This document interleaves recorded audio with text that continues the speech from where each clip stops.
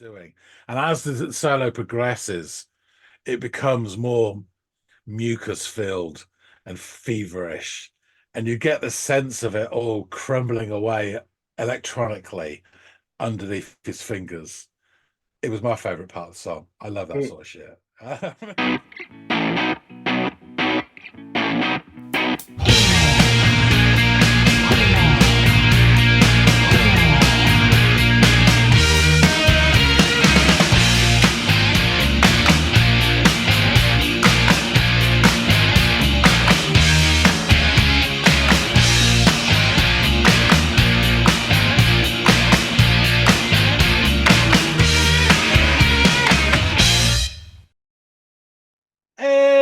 Hey, everybody, and welcome to another episode of That's Audiophiles. My name's John. His name's Andy. A cloud appears above your head. A beam of light comes shining down on you. Shining down on you. The cloud is moving nearer still. Aurora Borealis comes in view. Aurora comes in view. More on that later. Like seagulls. But first, we have a track to listen to. Andy, what have you got for us? Well, today we are going to be revisiting an act that we've listened to before at my recommendation, and I believe a viewer request as well. It is a band called Incubus, and the track by them that I'm going to have you check out is called Zee Deveel. Good luck with the spelling that phonetically, but yeah, that is that's the title of the track, and I'd love to hear what you think of it. So go off, give it a listen, and come back and share, please. Okay, will do. Excellent.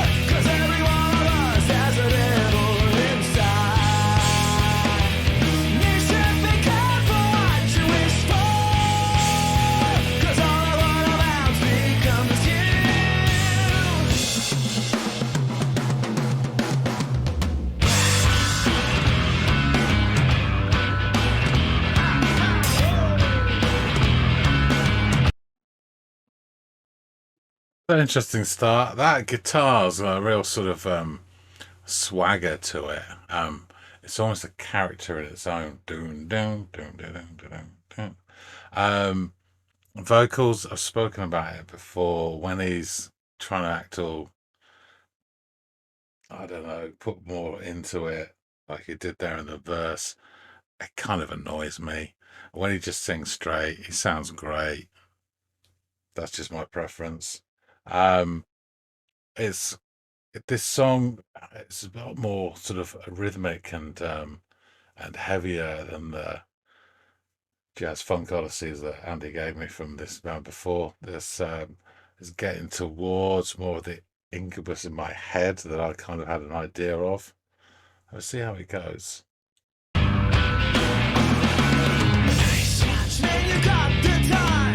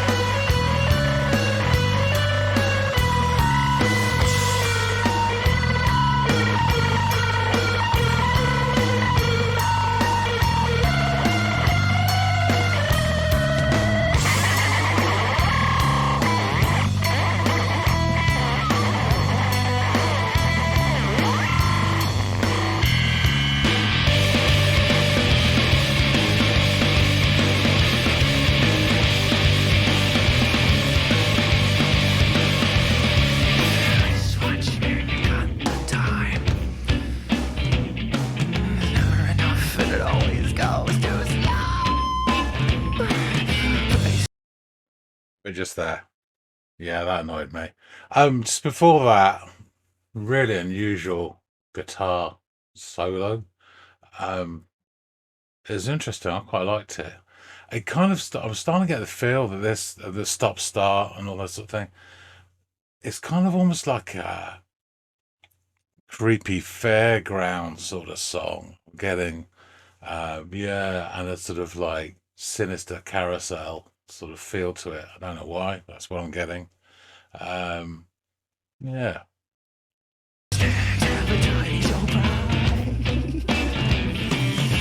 Did what we paid for color cloth, gauge our gravity. You should be careful what you wish for, 'cause every one of us do. You should be careful what you wish for, 'cause every one of us becomes you. Yo.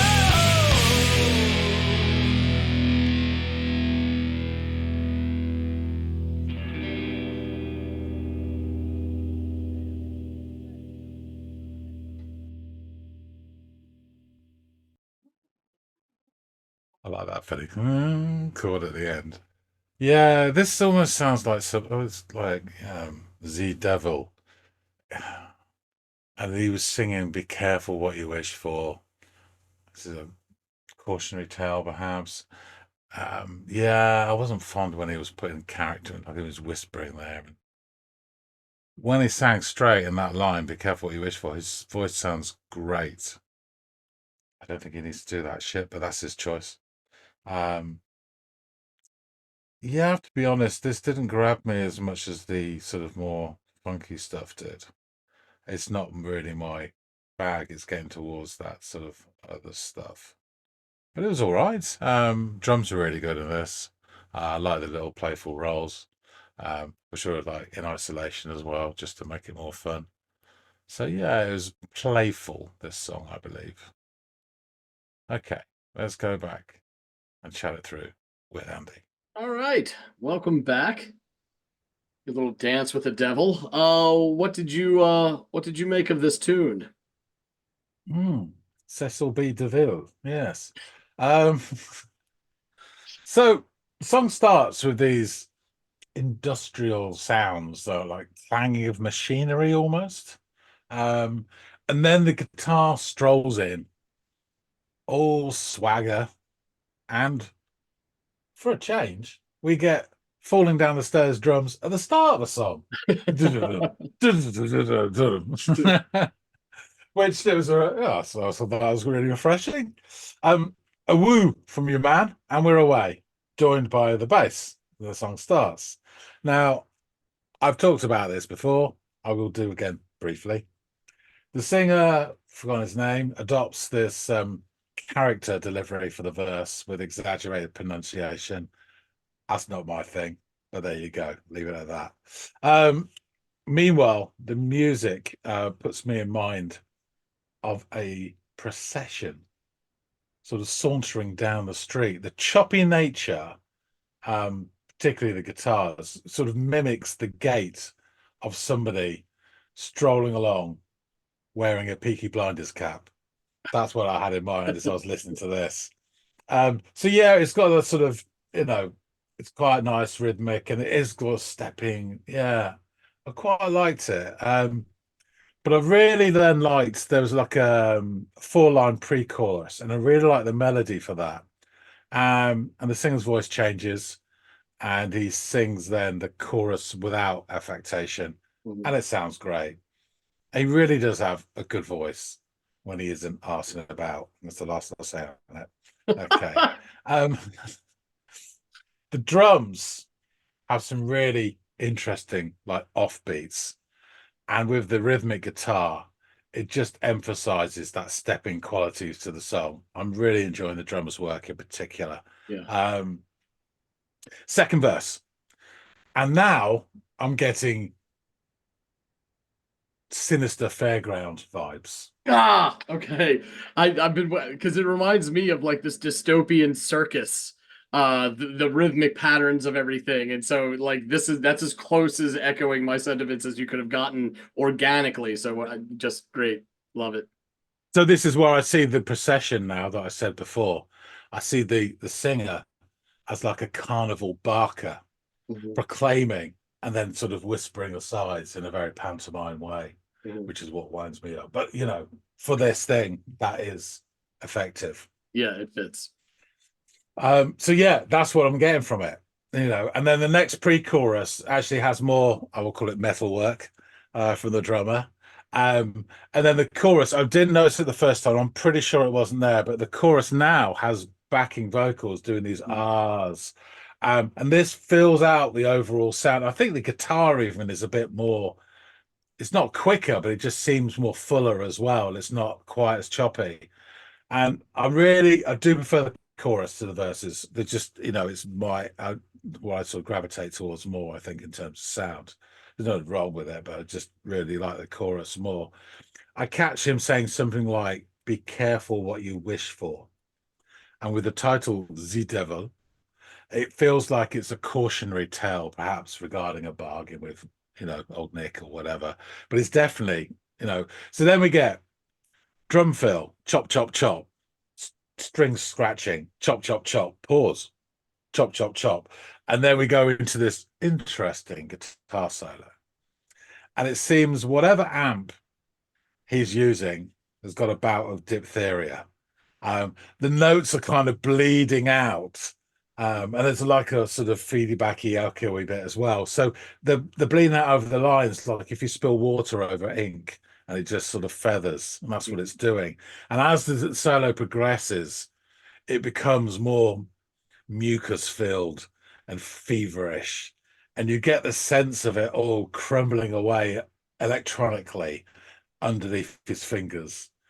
It was my favorite part of the song. I love that sort of shit. I mean, it's a different sort of style, but it's the sort of shit that Sonic Youth would do or something like that. They experiment with the dynamic. Really, really inventive. I loved it. And you don't get that sort of stuff every day. Yeah. So that was really, really cool. Then we get to my next we get to my least favorite bit with all the whispering and the screech vocals, just annoying. But I guess it did add to this almost sinister carousel vibe now happening. You're getting not just a procession now, you're getting the rides as well, and it's kind of swirling around a little bit. And then we go back into sort of the territory with the guitars. I don't know, for some reason it sounded more crashing this time in the sort of chorusy bit. I think that was just context rather than they were, but it just struck me they were more crashing, and the backing vocals are sounding great, and it's all flaring out. And then we like sort of crash down to the end. And it ends with a cheeky chord, sort of sitcom style. It's just, I thought it was a lovely touch at the end. Yeah. So I didn't catch many of the lyrics, but there was a lot going on. And I particularly, again, I think I said this before, really like the drumming on this as well. And I did like the way they used the guitars in terms of rhythmically, and that solo was just bloody excellent. So it's not my favorite of theirs. I probably do prefer that. I'm guessing this is later. I think I prefer the earlier, well, I think it's earlier, sort of jazzy, funky stuff. But yeah, drummers were excellent. It was a playful number as well. It was mischievous. Yeah. So yeah, it was okay. Excellent. In terms of that. Cool. Well, I'm glad you liked it. So quick little recap of the band, particularly at this juncture, when this album came out. It's the SoCal Quintet, consists of Brandon Boyd on vocals and auxiliary percussions at times, Jose Pasillas on drums, Mike Einziger on guitar, one of my faves, DJ Kilmore on the turntables, keyboards, theremin, synthesizer, and piano. And for this album and the last 20... Oh, the accountant. Yes, yeah, can't forget the accountant. And for this album and the last 20 years on bass was Ben Kenny, who has now been replaced by Nicole Rowe after recently resigning from his role in the band due to the brain tumor that he had removed this past year. We talked about that Jesus. on the last reaction. I think it was the viewer request. We discussed him. He took a leave of absence, and now it's unfortunately, permanent, which is a shame because just from a fan's perspective, being selfish here for a minute, like, huge shout out to Ben Kenny, who I have enjoyed listening to over the last 20 years a lot, seeing him live in concert, listening to his albums, just great musician. He was also in The Roots, which is another group of musicians that I really enjoyed listening to over the last 30 years. So hats off to Mr. Kenny, and hope for a peaceful life post Incubus. A Crow Left of the Murder is Incubus's 5th studio album, and the first Incubus album on which Kenny featured. It was released on February 3rd, 2004. The music of A Crow Left of the Murder has been considered to have elements of art rock, alternative metal, jazz, pop, and progressive rock. MTV reviewer Joe D'Angelo claimed that on the album, Einzinger's funk and metal roots haven't completely disappeared. They're now just the foundation on which a repertoire of jazz, blues, and progressive rock is built. Some critics believe that the band were allowed to take more musical risks on this album following the commercial success of 2001's Morning View. Although Einzinger said in a 2004 interview that we've never felt we didn't have the freedom. We've always done what we wanted. It's kind of self-serving, but it's how we do it. We try not to pay attention to anything but each other. A Crow Left of the Murder debuted at number 2 on the US Billboard 200, selling about 332,000 copies in its first week on the chart. It has since been certified platinum by RIAA. The album was generally well received by critics upon release. Stuart Green of Canadian publication Exclaim, with an exclamation point, who would have thunk it, wrote, with the addition of soulful roots bassist Ben Kenny and a tasty fusion of everything from Faith No More style metal to the prog noodling of Rush to the earnest songwriting of, say, the Beatles or Dave Matthews Band, this disc should establish them as the leaders of a new rock pack, at least in artistry, if not sales. Stephen Thomas Erlewine of AllMusic awarded the album a 4.5 out of 5 stars, claiming that at the beginning of their career, Incubus was lumped in with the legions of alt metal rap rock bands swarming America in the latter days of the 20th century, and that A Crow Left of the Murder is far more interesting than any other records of their peers. Joshua Klein of the Washington Post stated, A Crow Left of the Murder shows success has gone to the band's head, but only in the best sense. Here, Incubus reverts to its weirder, wilder roots without abandoning its newfound pop appeal. Scott Shetler of Slant Magazine gave it 4 out of 5 stars, writing, like it or not, Incubus is the prototypical rock band for the 21st century, appealing to both sexes. They're likable guys who write memorable songs, and it doesn't hurt that they've got a model for a lead singer. Shetler adds, Incubus have never made any huge leaps and bounds in terms of their sound, but they've always managed to change it just enough to stay slightly ahead of the pack. And with Crow, they've simply done it again. And now we will jump into these lyrics. Woo, nice car. Where'd you get your ride? A trophy, badge of honor, overcompensation? Price tags advertise your pride. Since when did what we pay for colored cloth gauge our gravity? I love that line. Yeah, you got your little world. Picture perfect. It's a pearl. Now go and try and sleep in the bed you made. You should be careful what you wish for, because every one of us has the devil inside. You should be careful what you wish for, because all of what amounts becomes you. Haha, woo. Nice watch, man. You got the time? There's never enough, and it always goes too slow. Yeah, you got your little world. Picture perfect. It's a pearl. Now go and try and sleep in the bed you made. You should be careful what you wish for, because every one of us has that devil inside. You should be careful what you wish for, because all of what amount becomes you. Then we have that bridge. Interesting, you actually liked this bridge as well. We know you're particular about your bridges. Nice watch, where you got the time. There's never enough, and it always goes too slow. Price tags advertise your pride. Since when did what we pay for colored cloth gauge our gravity? You should be careful what you wish for, because every one of us is, ooh, you should be careful what you wish for, because all of what amounts becomes you. You. Zee Deveel points to the inherently depraved materialistic nature of man. And I would say that the verses that you don't like because of the delivery is Boyd's take on the personification of materialism. And it has become a character now, and it's slimy and Yeah. lascivious, and that's how he delivers the lines. In an interview conducted by Dan Aquilante with Brandon Boyd for the New York Post, the interviewer asked Boyd about the band's allusions to demons and the devil. Your band's name is a kind of demon. A new song is called Zee Jesus. Deveel. Yeah, well, your band's name is a kind of a demon. A new song is called Zee Deveel, and you've written the devil is in everyone. Do you believe in Satan? Boyd responds with a bit of humor. I don't believe in the devil. I do believe people have a duality that's both good and bad. We didn't make a deal with the devil for our success. Anyway, look at Creed. They broke up and they had God on their side. So a little pot shot there at the awful Creed there at the end, and a contemporary of theirs. I love songs like this. It's a take on society and what they see happening before them. And this album has a lot of that going on. There's another song on it called Megalomaniac, where it's just an overt piss take on Bush and his foreign policy. That was, of the time, clearly.